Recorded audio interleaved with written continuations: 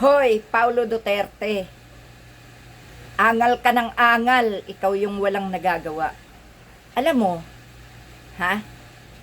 Kung di mo man nakikitang gumagalaw ang presidente, may mga nangyayari, di ba? Common sense, wag bobo, ha? Ha? Ang harapin mo bilang kongresista, dyan sa lugar mo, yung mga nagkalat na nahuhuling shabu, sino may kagagawan yan? Nasasakupan mo yan. Nasa distrito mo yan. Kapatid mo ang mayor dyan. Huwag mong pakialaman ang presidente kung siya man ay di mo nakikitang gumagalaw. Sapagkat bilang pangulo, marami siyang galamay na pwedeng gumalaw. Isang kumpas niya lang, may gagalaw na. Kaya ikaw, kung ayaw mo na ikaw ay namumura sa social media ng bayan, huwag kang makialam. Nang i-encourage ka pa, gagawin mo pang witness ang mga sundalo, ang mga militar. Ulul! Hindi mo yan hawak. Sapagkat ang militar, ang mga sundalo, may sarili silang boss.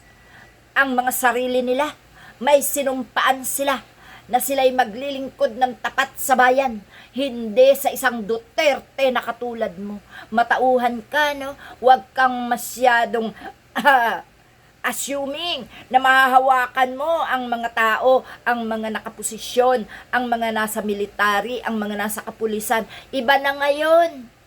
Bistado na ang lahat ng katarantaduhan nyo. At syempre, yung mga iyan, hindi yan gumaganap na militar, hindi yan gumaganap na pulis para lang pa-under sa isang tao na walang kwentang katulad mo, na kapag napahamak na sa katarantaduhan nyo, iniiwan nyo na. Gaya ng 18 Marines na ginamit ng mga animal na senador at kongresista.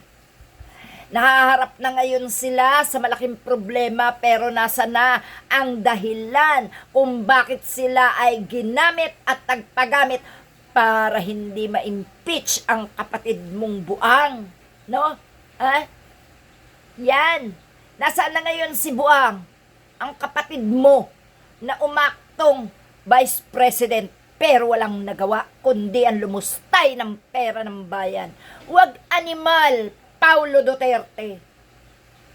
Hindi ka pa rin ba natatauhan ang tatay mo'y mabubulok na sa kulungan, na ang kapatid mo ay mabablacklist na sa pamahalaan para hindi na makatakbo kahit kailan at susunod na kayong magkapatid?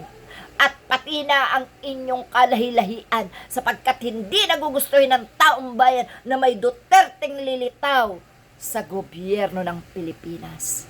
Mahiya ka naman. Maawa ka naman sa buhay nyo. Maawa ka naman sa sarili mo. Puro ka reklamo. Puro ka sumbong sa military. Bakit? Ha? Naghahanap ka na ng kakampi? Wala na.